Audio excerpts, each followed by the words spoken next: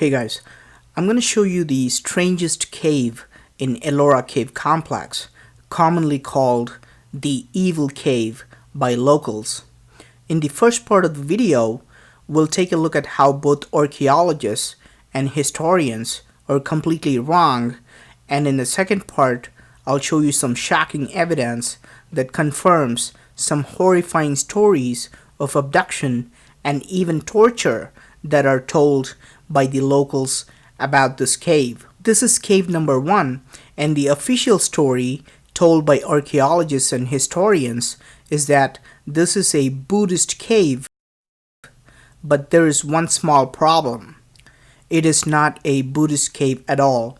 For a place to be a Buddhist temple or a monastery, it has to have either a statue of Buddha or a stupa, and this cave has no sculptures or symbols whatsoever.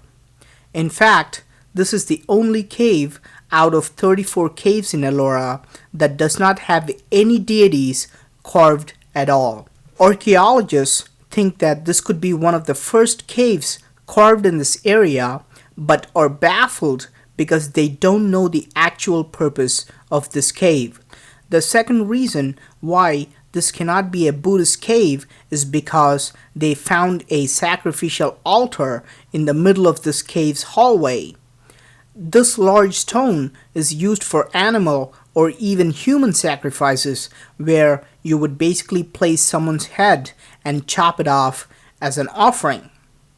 These sacrificial stones, called Balipidam, are still found in many places in India.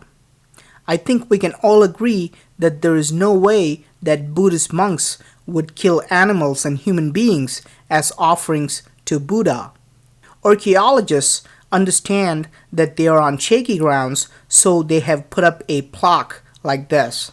It basically says that it's possible that it was built as a home for stonecutters, but was later used by Buddhist monks. I'm not going to question the logic behind building a home that could have taken half a century to make. I'm not even going to ask how more than 1,200 stonecutters were accommodated in these small 8 cells. But let's take a look at the floor inside one of these homes used by stonecutters. As you can see, the floor is so bad that it would be impossible to sleep inside this small chamber. Some people might argue that these monks and stonecutters were primitive people who lived 1500 years ago. They probably could have managed to sleep on these floors. This is an actual sleeping place used by Buddhist monks and stonecutters, which is found in another cave nearby. They did not just make a smooth bed out of a rock, but they also made a pillow to go with it that would last for 1500 years. If this cave was not built as a Buddhist temple, and if it wasn't used as a residence by anybody, what could be the real purpose of this cave? So I began asking the local people about this mysterious cave. They refer to it as Dushkuha, which means an evil cave, and believe that people and animals that enter this cave at night are abducted into a different world. They also claim that many of their ancestors were tortured and subjected to some kind of strange experiments by these otherworld creatures in this cave. Of course, it just seems like a baseless, vicious rumor, but I'll show you some interesting evidence that confirms these strange stories. You can see a lot of strange holes carved on this wall. But if you take a closer look, these are not just holes, but are clamps made out of solid rock. I could put a rope through this and tie anything or anyone to the wall. Were these clamps used to tie human beings up?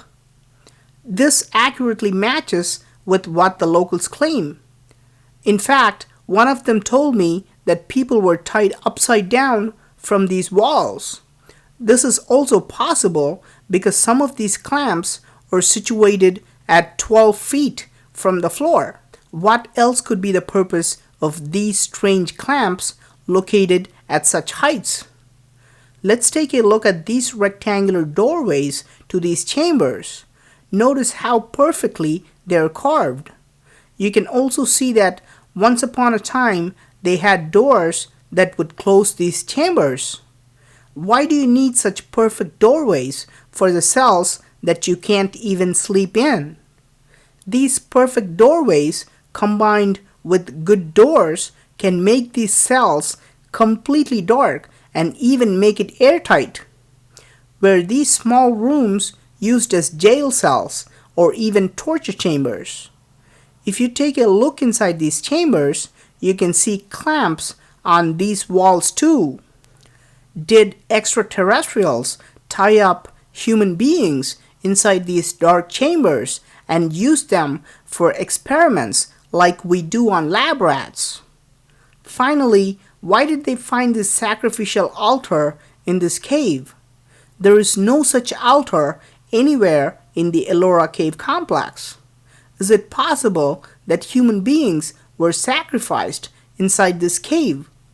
Was this cave used for experiments, torture, and murder? What do you think?